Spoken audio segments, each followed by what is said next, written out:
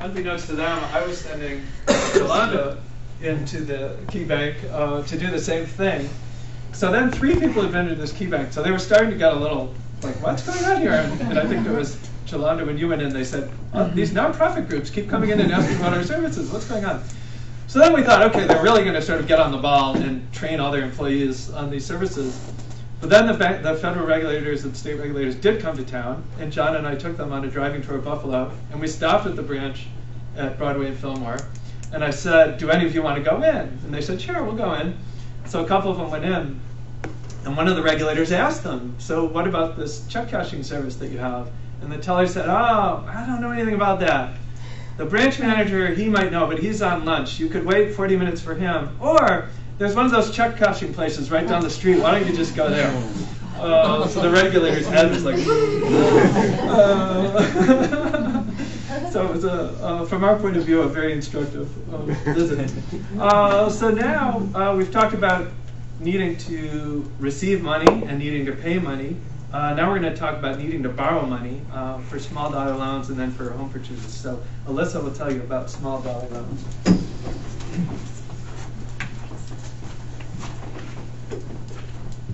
Okay, so I'm going to talk about small personal loans and how banks and credit unions can offer those types of services to decrease demand for alternative financial services that include predatory lenders. So I want to start off by asking you all a question, and you can just answer in your head. So think about your household. If you had a surprise $500 expense come about today, would you be able to cover it? And the answer for the majority of US households is no. 57% of US households would not be able to cover that expense. Federal Reserve data also shows that people who have households with incomes of $40,000 or less are much more likely to turn to alternative financial services that include payday loans, car titles, refund anticipation loans, pawn shops, rent-to-own, and like we were discussing earlier, overdraft and certain credit card fees. The problem with these services is that they charge often very high fees and high interest, and they result in people just accruing more debt and worsening their credit scores as they use them. So about 1 in 5 low-income borrowers does not have access to a bank or a credit union, and this may be due to high minimum deposit requirements, people having poor credit or a lack of credit, a history with check system, as Melissa discussed, or a lack of branches in a community that are accessible to people.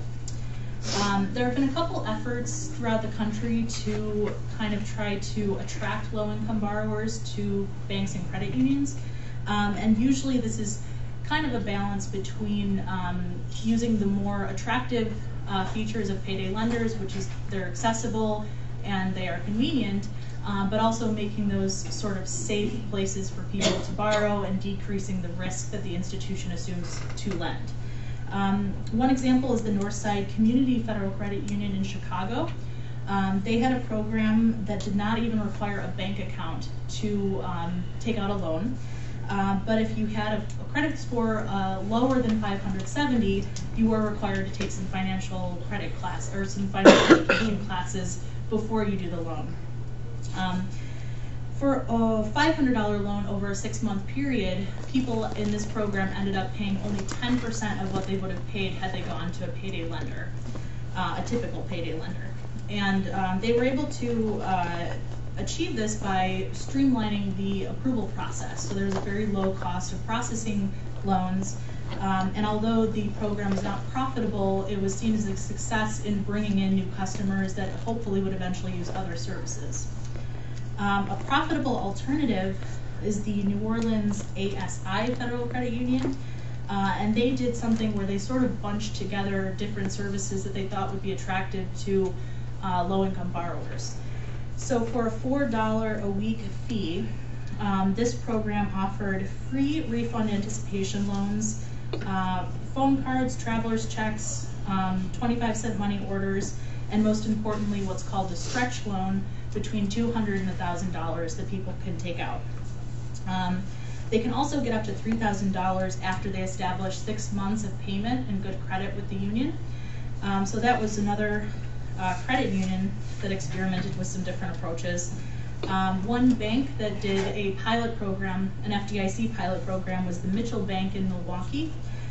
They offered loans of up to $1,000 with APR up to 36%. And they also required financial education for people with a credit score of lower than 580. In addition to that, they required that people deposit 10% of the loan into a savings account.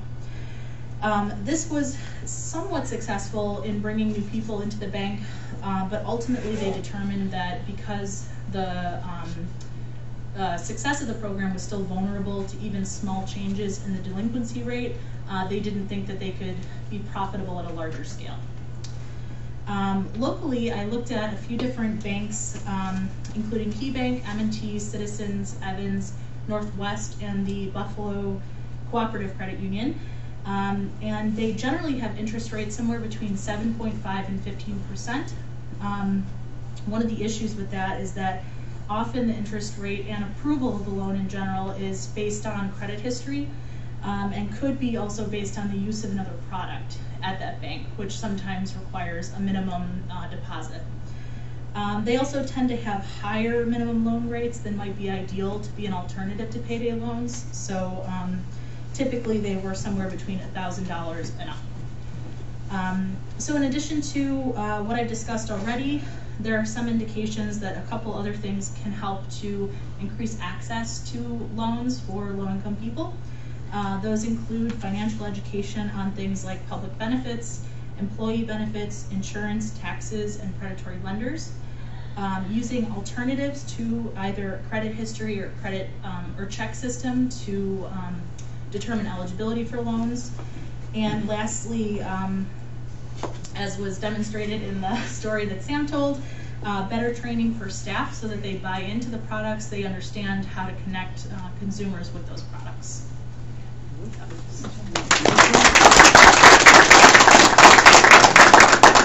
For most people, the most important financial transaction of their whole lives will be the first home purchase mortgage that they make. So to help us understand that better, we've got Chad.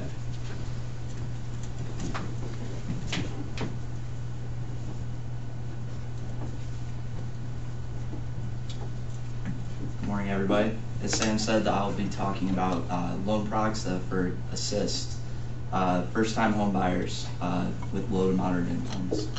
So it's a seller's market in Western New York, and home buyers commonly go through months of seeing 8 to 12 homes a week before they close on a home. Buffalo's hot market has led to homes selling for $20,000 to $50,000 more than their asking price, and it has expanded on Buffalo's already large racial gap in home ownership. In fact, Buffalo has the third largest home ownership gap between white and black homeowners of the 100 largest cities in the United States. Home ownership is the key to building wealth and a major part of the American dream. In 2015, the average net worth of a homeowner was $195,400 compared to just $5,400 for a renter. However, there are major barriers for people with low to moderate incomes, or LMI, that keep them from realizing the American dream. There are quite a few loan products that assist first-time LMI homebuyers with purchasing their first home. However, they are underutilized, as still 74% of borrowers take out conventional loans. These loan products work because lenders are incentivized to provide loans with affordable terms in order to receive financial backing from the government. For example, the U.S. Department of Agriculture offers a home buyer assistance program that focuses on certain rural areas, and the USDA guarantees those home loans. Another example is offered by the U.S. Department of Veteran Affairs, who offer a loan program that helps active duty military members, veterans, and surviving spouses purchase their first home by guaranteeing part of that home loan, and thus making it possible for the lenders to offer affordable terms for these borrowers. In addition, Fannie Mae and Freddie Mac are government-sponsored entities that back local lenders who offer mortgage options that benefit LMI home buyers. However, the most popular loan product is the FHA loan, and is offered by the Federal Housing Administration. In return for the affordable loan terms, borrowers are obligated to pay an upfront and ongoing premium, and this premium is used by the agency to insure loans should the borrowers default on their loan. The characteristics that these loan products all share include low down payments, assistance with closing costs, larger debt-to-income ratios, and fixed monthly mortgages and interest rates with no balloon payments. These features make the loans more affordable for the LMI homebuyers and must be included to receive financial backing from the government. The negative is that the borrowers must pay this premium on a mortgage, which is pooled and used if any one participant in the loan program is delinquent on their loan. Aside from these federal products, there is a promising state loan product offered by the Massachusetts Housing Partnership called the One Mortgage Program. And there are two features that set it apart from these federal loan products that make it more attractive. The most revolutionary feature is that borrowers don't have to buy an added insurance for guaranteeing the mortgage payment required because participating lenders retain a shared risk, and the program includes a loan loss reserve that's administered by the Massachusetts Housing Partnership. And even without this added insurance premium, One Mortgages are able to offer the same security as these other more nationally known loans, but are able to offer mortgages with monthly payments that are $300 less per month than the FHA loan. Another key feature of the One Mortgage program is that it requires the home buyers to attend both pre- and post-purchase home buyer education and counseling through the Home Safe program. And studies show that even as little as a 2-hour pre-purchase home ownership workshop can improve home buyers' credit scores.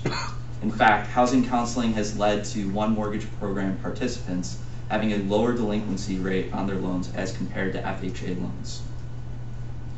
Another benefit of housing counseling is that it makes borrowers aware of the federal loan products that are already available to help first-time LMI homebuyers. Executive Vice President of Everbank's Consumer Division, John Pataki, has stated that awareness of the availability of low down payment loans and first-time homebuyer programs is essential because many people don't know about many of the opportunities for home ownership. In conclusion, there are a variety of loan products that exist both locally and nationally that assist cash-poor first-time homebuyers. These loans should work to incorporate some of the more successful features of the One Mortgage program, including no added premiums, which lower costs for borrowers while still providing lenders protection in their loans, and mandatory housing counseling, which helps to reduce the delinquency rates for these mortgages. Incorporating these key features will help more LMI homebuyers realize the American dream and purchase their first home.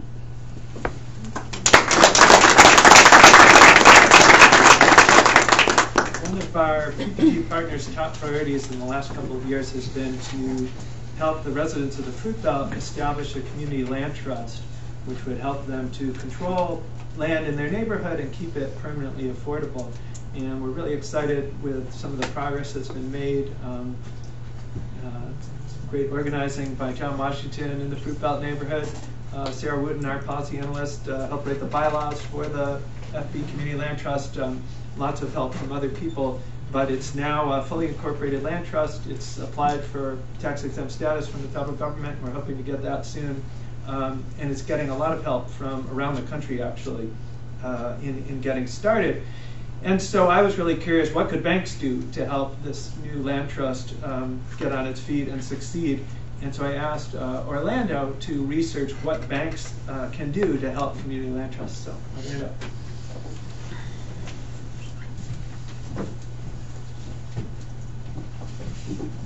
Hi everyone.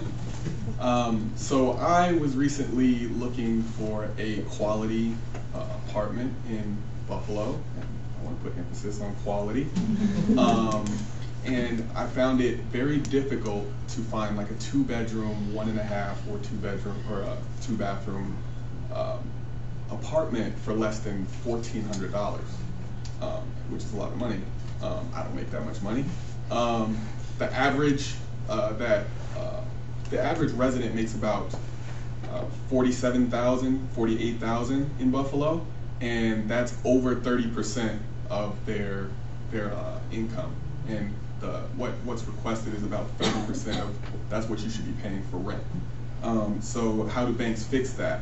One way I've seen is with these community land trusts, if they invest a little bit more time, money, and effort into these mutually beneficial community land trusts, they can help lower the rent in a certain area, and they can also help low to moderate income families and citizens actually access mortgages. So what is a community land trust? A nonprofit corporation designed to develop and steward long-term affordable housing and other assets on behalf of a community. Community land trusts acquire land, they own it permanently, and sometimes community groups or businesses, they get long-term renewable leases on those, and it's about 99 years is about how long those leases go. So I'm going to talk about how banks can help community land trusts, or CLTs, specifically by way of providing free or low-cost guidance, serving as CLT board members, waiving administrative costs, and offering financial contributions for acquisition of land.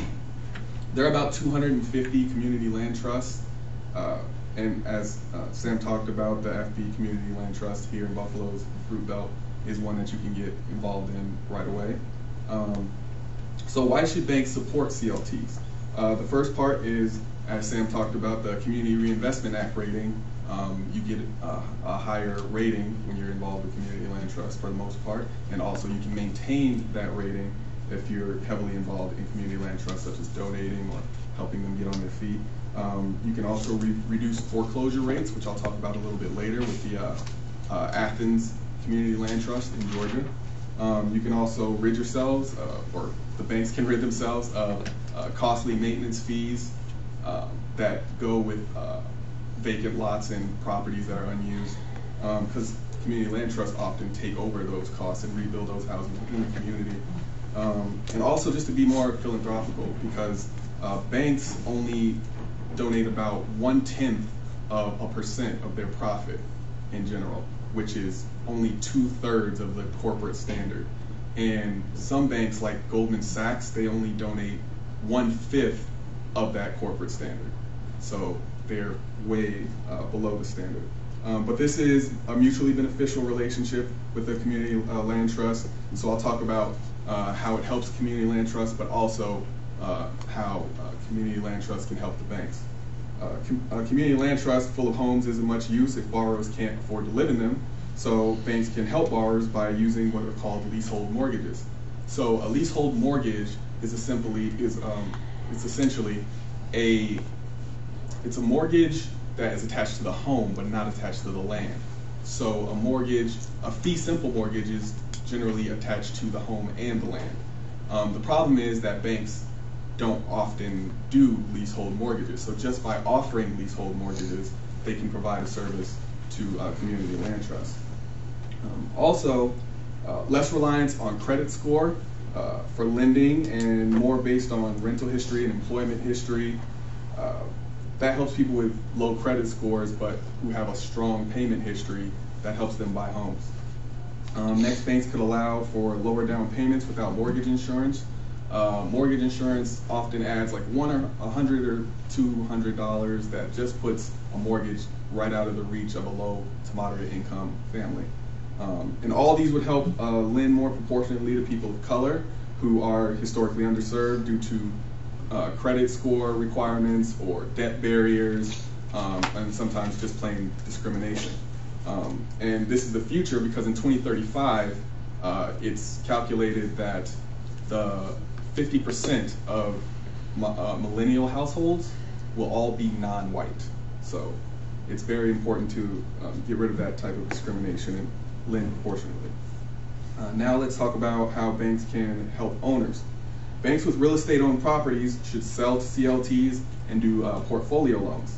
The Athens Land Trust in Georgia, as I mentioned earlier, formed a partnership with local banks where the bank essentially prioritizes Athens with foreclosure auctions to help them purchase low-cost land and housing.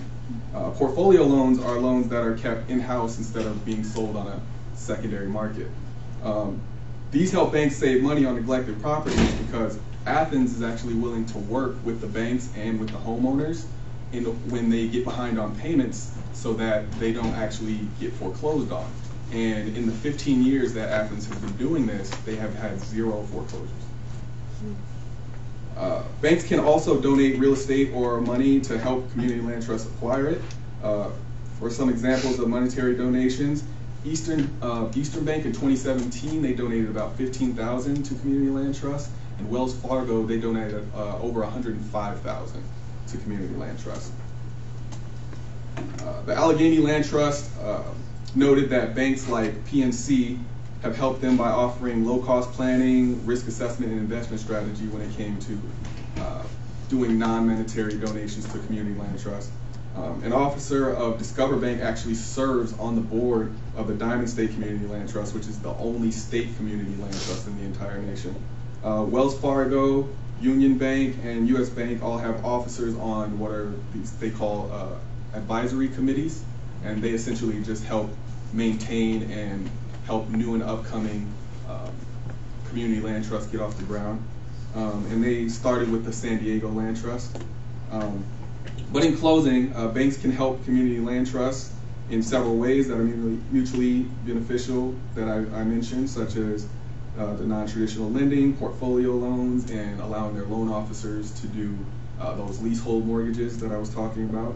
The trust earned in giving leeway to CLTs can be repaid with promotion of the use of those banks that help the CLTs.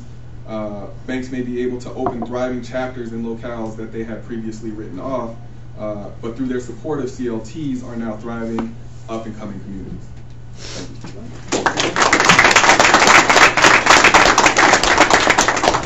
So earlier in my remarks, I presented sort of a dichotomy of banks and then alternative financial services.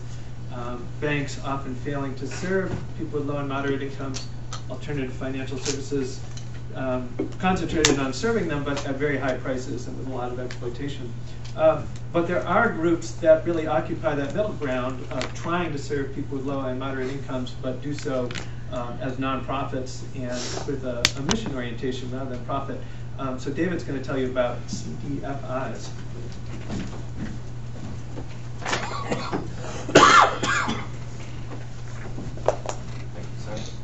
So, as you've heard from my colleagues, there are numerous and difficult obstacles to obtaining financial security for low and moderate income individuals and communities. And as Alyssa mentioned, predatory lending services such as payday loans or some of the others mentioned, they just simply don't exist for the benefit of these low income individuals, and are simply keeping people trapped in a cycle of poverty. And it's just a shame to see continue, but thankfully we have community development financial institutions, or CDFIs, which exist to provide credit and financial services to individuals in these low-income communities. CDFIs involve a range of nonprofit and for-profit entities, including community development banks, credit unions, loan funds, venture capital funds, and micro-enterprise loan funds.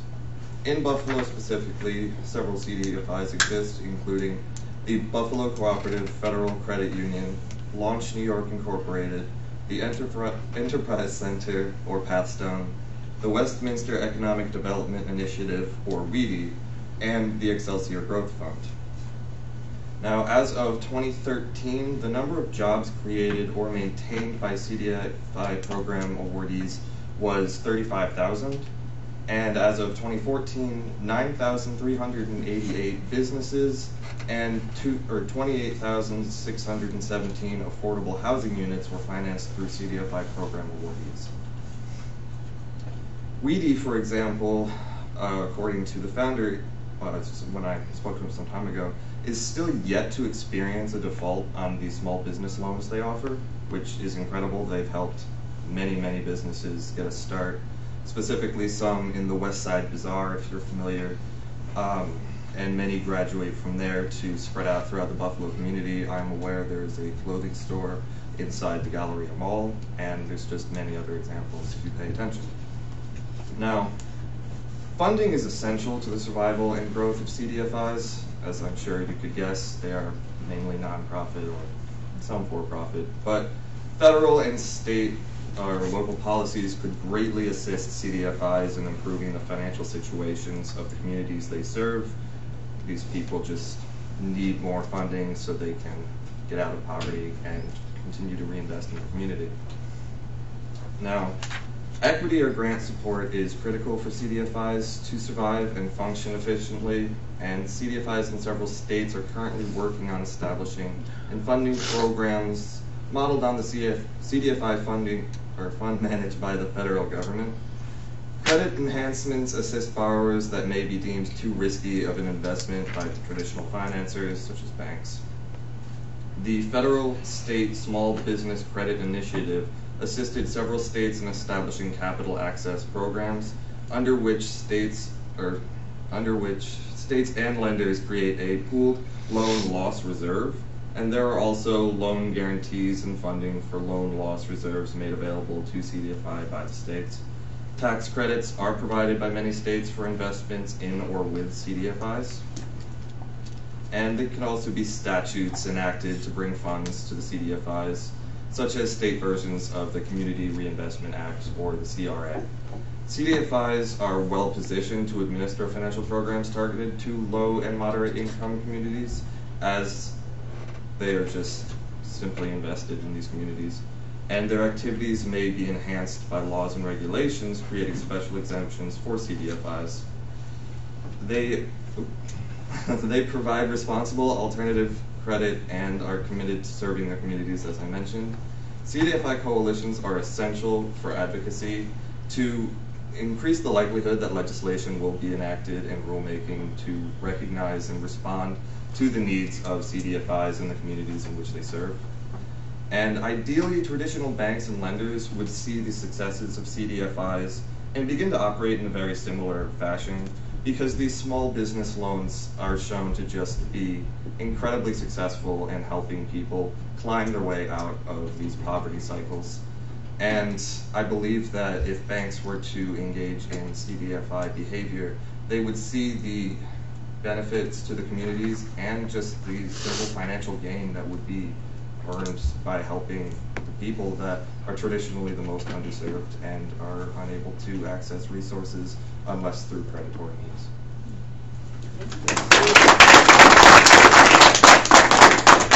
All right. Good job, students. I can move away the podium now, I guess. So we know that there's a lot of expertise in the room. A lot of you who know more about these topics than we do, so we're excited to hear from you. Any questions you might have, but really also any thoughts that you have about how banks can fight poverty. So I'll turn it over to all of you for some discussion. So questions, comments, thoughts, exclamations? I have several questions. My first question is for Melissa. You said that only 15% of people that were denied accounts took the second chance checking. Do you know why that is? Were offered second chance accounts, and I would have to check my notes if that was just at the PNC or if that is overall. I believe that it's overall for second chance checks accounts, and it's some banks don't offer them, and some do, is what my assumption would be. Okay, so just that it's not offered, not that they're not being offered because they're going through some secondary screening, right? They will only offer the second chance accounts typically to people whose checks score is lower than they would allow for a normal account, but still above a certain level. So they still are using it. They're just using a lower tier. I say a lot of people just don't want to deal with banks after that.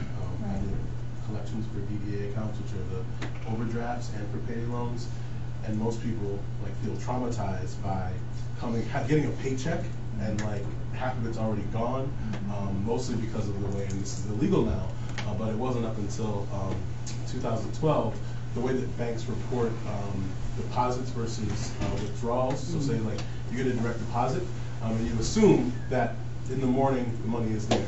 A lot of banks were actually waiting until 10 o'clock to post that deposit. So I get a direct deposit, I go get coffee before I go into work, and I go to get a breakfast sandwich, and those two things would be deducted.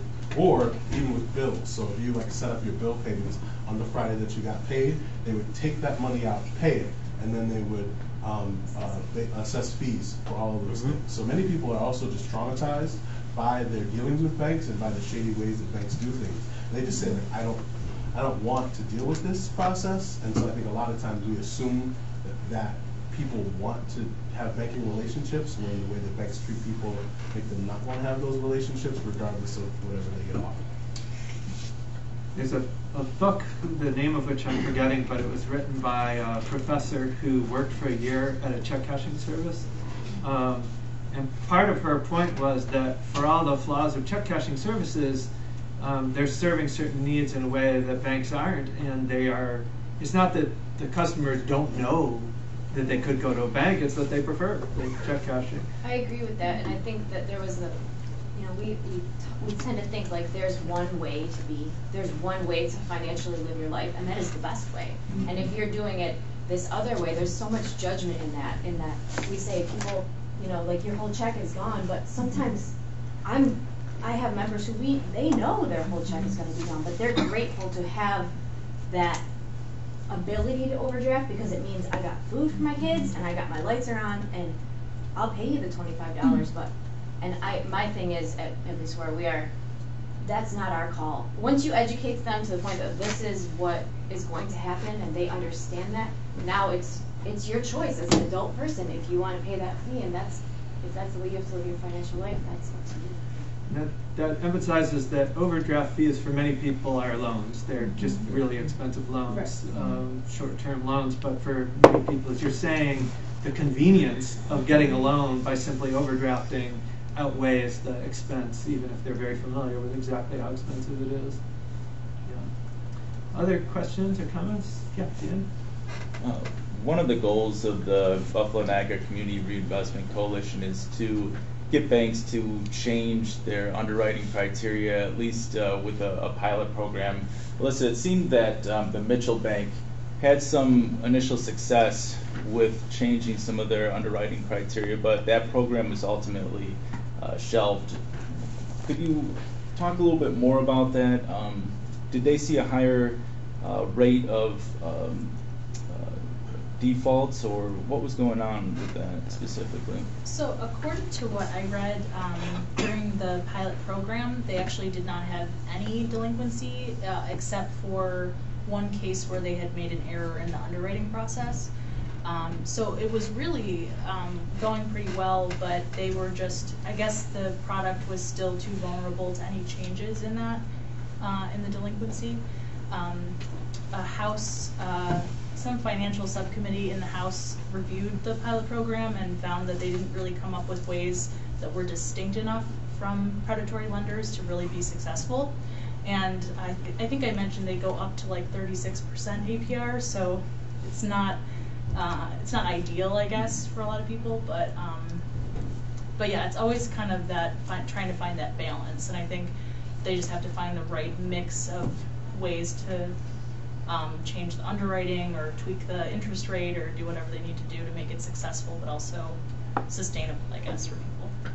I might be reading between the lines, but it seems to me that what happened was they didn't have defaults, so it worked, but it wasn't profitable enough that they felt that they could take it to scale, because if they did have higher defaults, they would lose money on it. Right. And so it worked, but they still found it too risky and not profitable enough to make the money.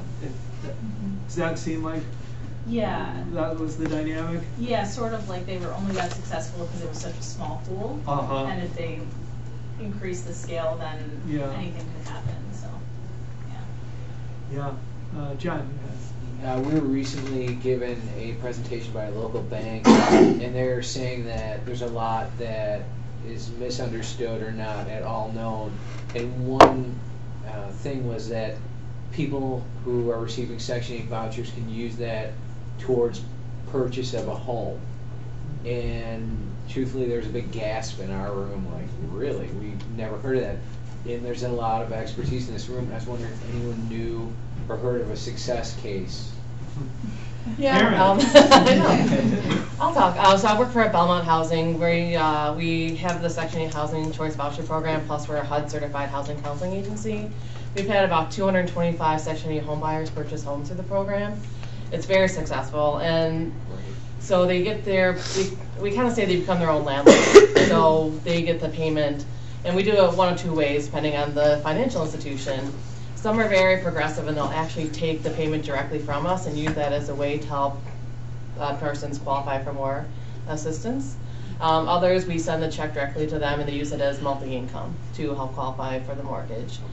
We've definitely found that it's a way for persons with disabilities who are on, fixed income as a way to actually be able to qualify for a mortgage.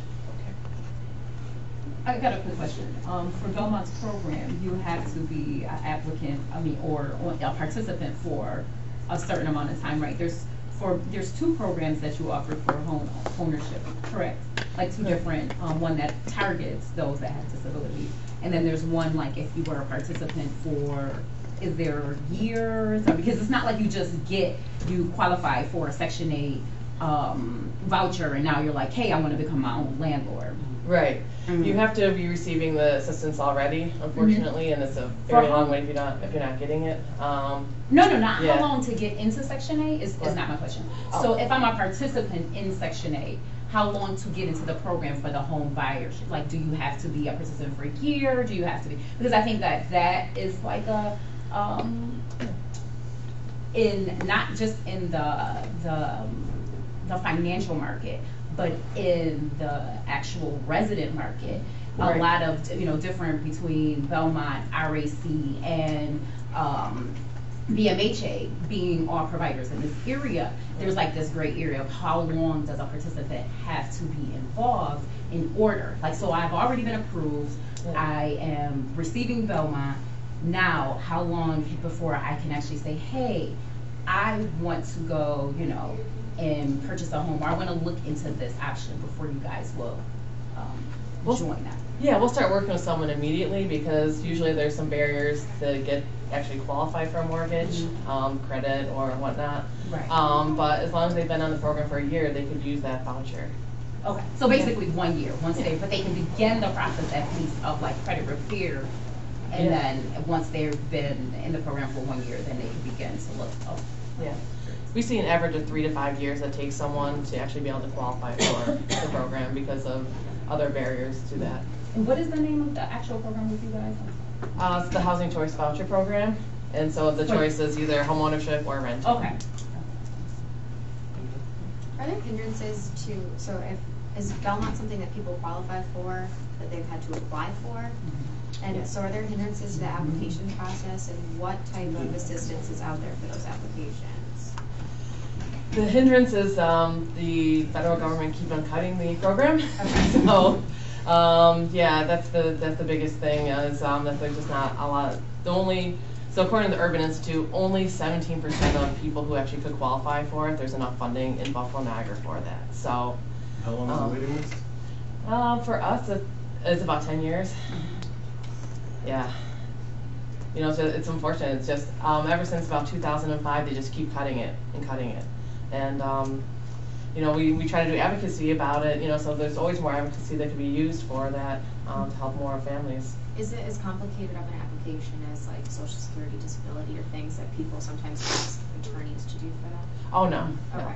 The application is more just who's in your household and information about them. I think it's also that some people even don't apply because they think about 10 years from now, not that it's not like your responsibility, but if you know that you're not going to get something for 10 years, then why apply for it? And if it's been cut for the past 10 years to the point that only 70% of people can receive it, then you think, oh, well, 10 years from now it's going to be gone. Yeah, there's also the dynamic that's been studied with welfare assistance programs like TANF, that the changes in federal welfare law and regulations, and then what happened at different states that had choices about what to do with their TANF programs, they resulted in the eligibility rules shrinking so much for TANF that what the sociologists who studied it found out was there are people who don't realize now that they could qualify for TANF who do, whereas in the past, in the heyday of AFDC, when it was serving about 3/4 of families in poverty, everyone knew you could get AFDC. Now TANF serves like 20-some% of families in poverty. So there now are a lot of people who don't even realize you could get the benefit. And I think when you're at 17% of families who qualify for Section 8 are receiving it, you do have that gap as well as 10 years. Like, yeah, it seems just hopeless to apply for something that you might or might not get in 10 years. Other questions or comments? Yeah, John? I have a question for David. Did you research CDFIs in other markets? Because I think there's a large national conversation about basically CDFIs operating as almost exactly the same as banks. So if you talk to people in Rochester, there's like a lot of criticism in the past known and saying that it's as difficult to get resources from a CDFI than it is to get a bank. And I would argue WEDI has helped a lot of people that are connected to WEDI's networks, but that people don't know CDFIs exist and that they have lower barriers but still have barriers. So I guess you're doing your research outside of Buffalo on like different CDFI programs and how they're trying to serve more people? More so just national statistics than specific locations, but unfortunately a lot of what I researched just shows that the banks are just subject to more regulations. Mm-hmm. So for better or worse, they operate in certain ways that you can kind of expect.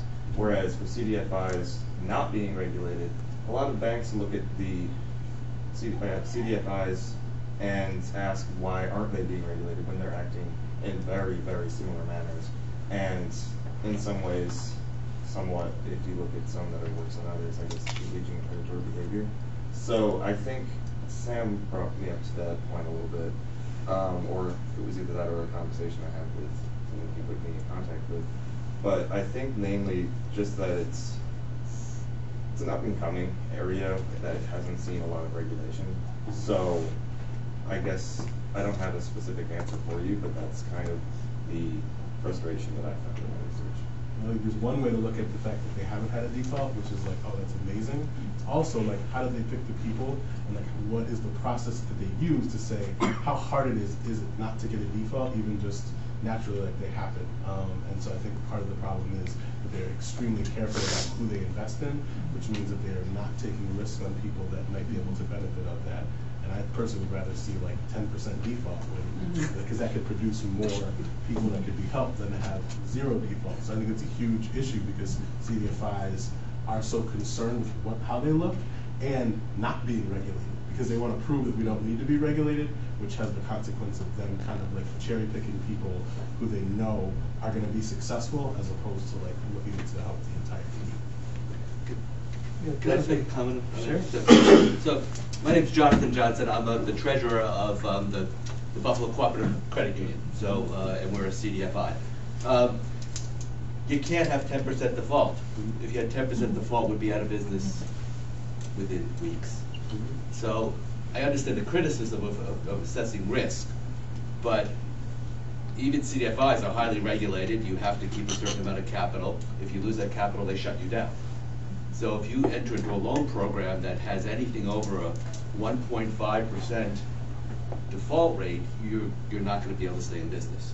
And I think that's the constraint of talking about a CDFI.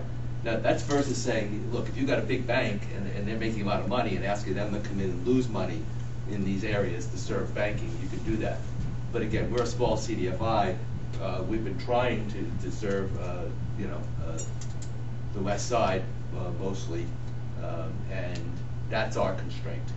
And I think the person from the, you're not a CDFI, I don't think, right? No, we're not. And your reporting for CDFI is no joke either. Right. I mean, the reporting that you guys have to do, that's a full-time job. So, Right. I mean, I don't envy that. Right, and what we've tried to do, again, the Buffalo Cooperative Credit Union's been around for about 40-something years now. It's really tried to be non-grant driven. In other words, not asking people for money, but actually being a community organization that would work going forward without having to worry about the federal government cutting our program every year. But that leads to those constraints, that you can't have a default rate that high. And it does lead to exactly what you're saying. We have to say to someone, can they pay it back? Because if someone walks in and doesn't pay it back, that's your money. If you have an account at our bank, that's your money that just went out the door. So. Yeah, and I guess just 2 general comments I'd add. One is CDFIs are a tiny, really tiny set of institutions, nationally speaking, tiny and totally underfunded. Credit unions are a much bigger set of institutions. I think we're really lucky to have your credit union and your credit union in town, because you're both very mission driven and aggressively trying to serve people with low and moderate incomes. There is a critique, as David and John I think were referencing, of credit unions in general in this country, that they've become more and more like banks over the years, and that they successfully advocated in, I forget when it was, to get exempted from the CRA, which leads to this discussion of, you're acting more and more like banks, but you don't want to be governed by the Community Reinvestment Act. So I think there are a lot of credit unions that have consolidated, got bigger, got conservative about who they want to lend to, and then, you know, we're lucky we've got ones locally that are really going against the grain and are very mission driven. So, other questions or comments that folks have? Question for Orlando about the community land trust. So the leasehold mortgages, what is the reason that people don't want to take those on? People, banks, and credit unions. Is that a regulatory reason? Is that a default reason? Like why are we so adverse to these leasehold mortgages? Like why do we not want the home without the land? I think it's the risk that comes with the community land trust, not so much like the regulatory aspect. I think they want, so these types of loans, I guess, don't make them that very much money. So they're more worried about how much money it's going to make them. So they're thinking fee simple mortgages, what we've always done. This is what it makes us this amount of money. But leasehold mortgages, we don't know how much money it's going to make from that. So it's more, I guess, about being able to anticipate how much money they're going to make and the risk associated with not owning the land under it. And I think it's also just that banks just don't know enough about community land trusts. I would say that falls more to local banks rather than the big banks, because they tend to have people on that. But I also think they're just not concerned enough about community land trusts to actually do the research to find out that this could actually work for them. Did that answer your question? Yeah, I think so. Okay. It makes me want to research it. Yeah, can I ask a follow-up? I mean, how is it, do you know how the transaction's handled differently from a fee simple versus the leasehold? Oh no, I didn't go that. Okay. Topics for further research. I'm happy to help with. Other questions or comments that you all have about how banks can fight poverty? Well, this is a really crazy thing to put out on the table when I listen to the complexity of what's going on, but most recently in the New York Times, someone quoted Kirsten Gillibrand, the junior senator from New York, as a whirlwind of big ideas. She just unveiled a financial first step for paycheck-to-paycheck Americans, a plan to require every post office to offer basic banking services. Mm-hmm. And I just wonder, listening to all the stuff you've talked about, what does that sound like to you? It sounds like what's just been happening though. Like Walmart is one of our bigger. I mean, you got to think we're not competitors. Us credit unions, we're competitors against not just banks, but these alternative financial institutions and the fringe banking that's going on. I mean, you could walk to the corner store and cash your check for $5. They're a competitor, you know. They're not a lender. It's just because you know the guy Bob, but it's still a competitor in a non-traditional way. So I guess we're kind of used to it. I guess is what I'm trying to say. It's been happening slowly, and Amazon, you know, like all those places are kind of leaking into our domain, I guess. So there's so like what would be done with like the money? Like, so is it just check cashing, or is it like a public bank where like the bank would hold money and issue loans at hopefully at no cost? Or this article didn't expand on it.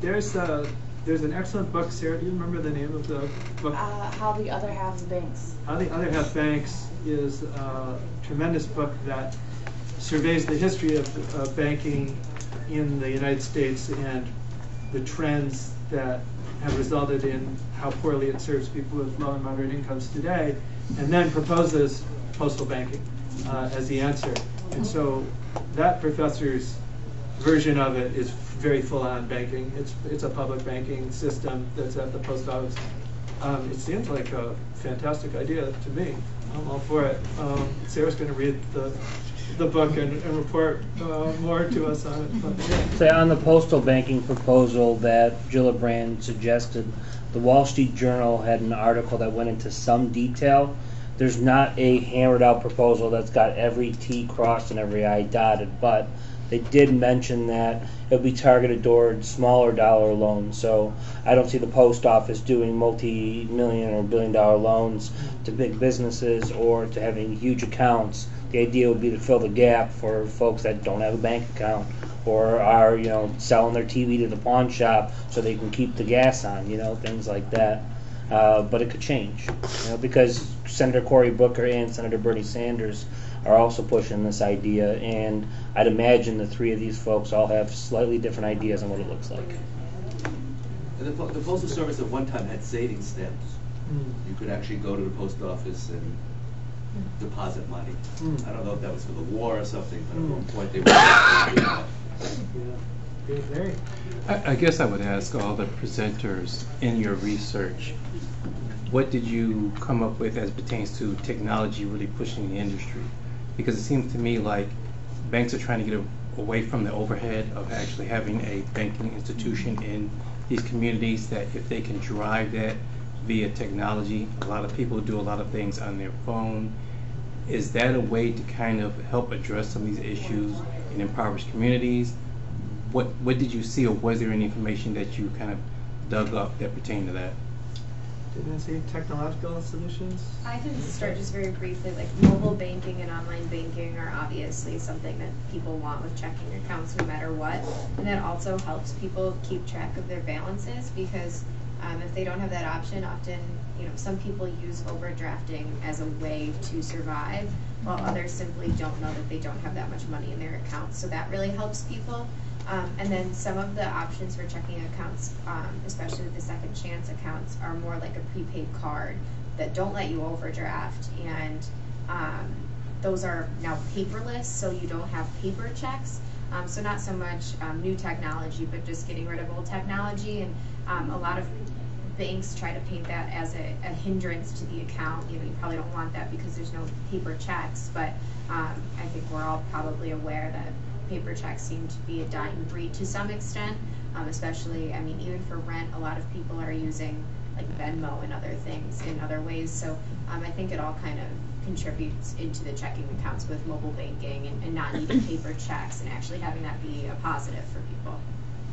There's one very technical issue, and I can try and send you the article about it, Larry, but the speed of financial transactions, banking transactions in this country is much slower than in most other developed countries. So the lag in time between when you deposit a check and when you can access it, which is a really big issue given the volatility of people's incomes now. That problem is worse here than it should be, and that is kind of a technical problem to which other countries already have a solution, so that it's much more instantaneous. So that is one example I know of where it's very technological. I don't know if students, were there any other sort of tech solutions you came across? I think it's so much of a solution. I find that these mobile banking apps, while incredibly convenient, I think are hurting either like credit unions or other smaller banks, because it's incredibly expensive to create an app, and it's really attractive to people who aren't going to look at the fine print or anything else about banking practices, who can just download the app on their phone, have it immediately, be able to take a picture of their check, and assume they're going to be just fine. Whereas you just can't compete with Bank of America if you're, a local credit union. So I think it's somewhat to trick the public as well. So I think technology can be incredibly helpful and incredibly exploitative. Yeah, I kind of draw a parallel to regulation as well, where intensive regulation can be very much required, but it can also favor the big over the small due to cost of compliance. And so similarly with technological innovation, it tends to favor the big over the small. Yeah, one thing. So one thing I found when I was researching community land trusts is just the lack of information on how, there's a lot of information on how to start one. There's a lot of information on how to maintain one. internally, but there's no information on like what the community land trust can do in association with other entities. Like for instance, a bank. I literally had to ask, like I called about 50 different land trusts, and I only got responses from about 20% of that. But there was just no information that they had specifically that they could go off of. So I think maybe banks could offer like some online general guidance for like, this is how you start a community land trust with us. This is how you get us involved in that process. Like guides, how-tos, things like that. Also just explaining in general, just overall, just explaining some of the banking practices, not without going outside of like the confidential things that banks talk about, but just explaining how some of these practices works. Like for instance, I don't know how a leasehold mortgage works, I just know what it does. But if there's something online that just says, okay, leasehold mortgages, and it's from a bank, not just, you know, because I could Google it and probably find some information, but it's so much more useful if it's coming from a bank. So providing a more significant role in offering technical assistance to these. Yes. Okay. I have a question. I was just wondering, in any of your research, especially with the unbanked, if you notice a problem in like people who have been unbanked for years being forced into banking, like with Social Security, you know, where it's like, hey, you don't, and even with jobs like Pink and all these companies who, as we, I guess it's kind of piggybacking on like the technology instead of solution, but maybe problems this may cause with people who may not be educated, and then they get a job, or like I said, with Social Security, they're like, hey, we're no longer going to send you a paper check, so you're going to get this card and you got to work off of this, and not knowing all the rules, and yeah, you may get this sheet of paper, but not actually having places to go. And a lot of times these banks that they're associated with are not local banks, because if you don't pick one, it's just their general. If y'all saw or noticed any issues that are arising with fees, or just how people are addressing that as they learn how to bank if they had never banked before. Yeah, absolutely. Those overdraft fees are killing people, and so I think that dynamic you describe, where people need to have a bank account for various different reasons, but the bank accounts that they can get are basically like this prepaid, and then you can't stop your check from going on there because it is actually that company that gave you that bank account, you know what I mean, that bank card, and then you're no longer making that decision any longer, you know, because they didn't come to you and say, that's sort of the category I think of as badly banked. You know, people who have accounts, so it's not that they're unbanked, but their accounts are not helping them, they're hurting them. And I think that's a really large number of people. I mean, what was the figure I gave you? $14 billion in overdraft fees a year? That's a lot of money. And those kind of cards, those prepaid cards you're talking about, they have some real asinine fees with them. So let's say people that work in 7-Eleven, Burger King, these retail fast food places, you want to check your balance, 75 cents. Right. Because I used to manage 7-Eleven stores, and a lot of my guys had bank accounts, but some of them didn't. So you're like, all right, you're going to get this card. I would go over each of them by saying, you know, hey Joe, this is a bad idea, but since you're doing the bad thing, let's talk about the consequences of it. 75 cents for this, here's the nickel and dime, here's the nickel and dime, here's the nickel and dime. And I was able to talk some people out of it, but when you don't have any other choice, you got the card. And then there's only certain ATMs you can use, so if you get outside of that, there's $2, and this all adds up, you know. And that's a big issue with certain large employers that are increasingly using the cards to pay people, and with temp agencies as well. It's a very prevalent problem that you can only get paid with a card that comes with exploitative fees. Absolutely. Other comments or questions? Yeah, Steve.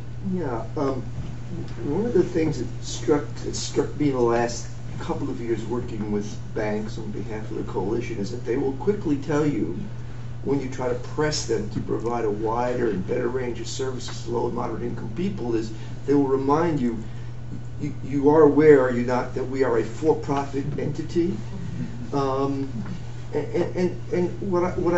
of course that's one fact. The other fact is that I gather there's a whole lot of money that there is to be made and is presently being made in these sort of very shady and shadowy alternative financial institutions. And so what I wonder is, what's the nature of the evidence out there about how traditional banks can in fact make money by significantly ramping up and improving the services that they can provide to low and moderate income people.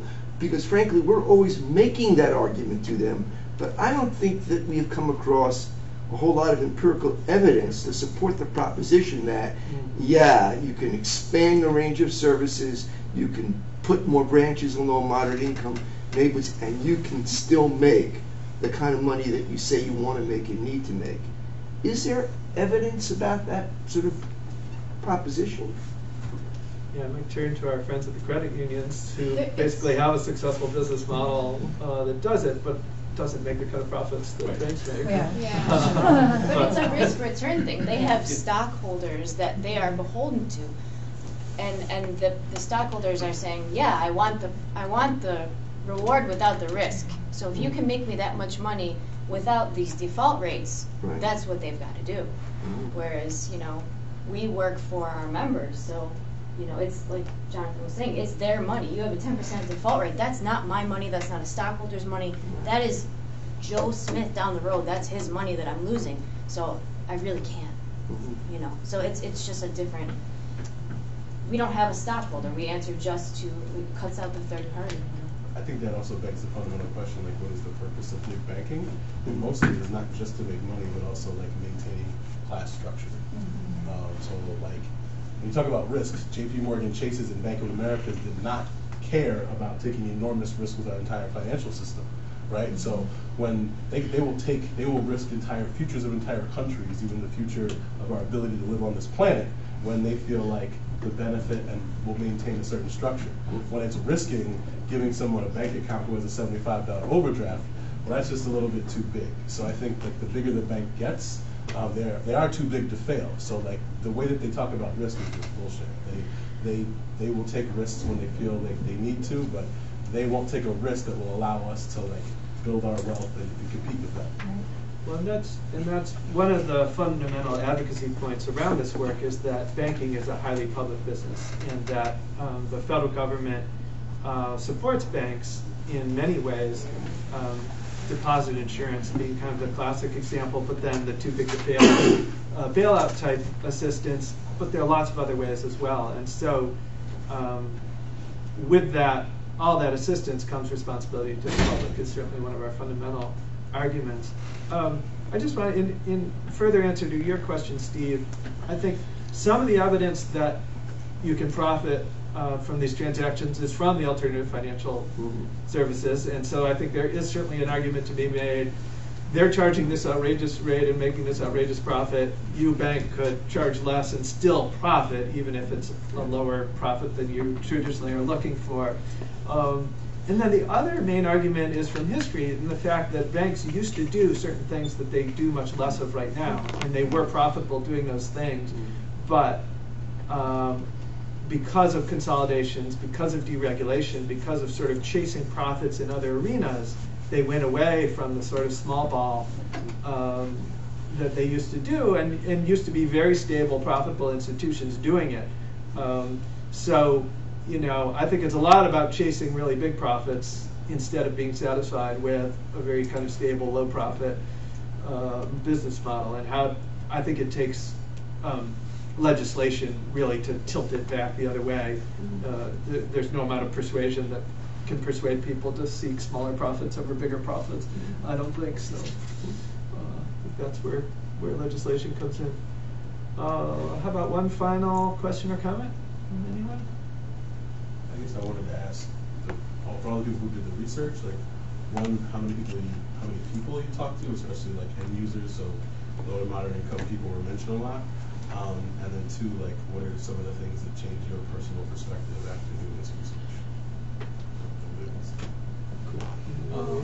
So, like I said, I called like 50 community land trusts, which there's only 250 in the nation.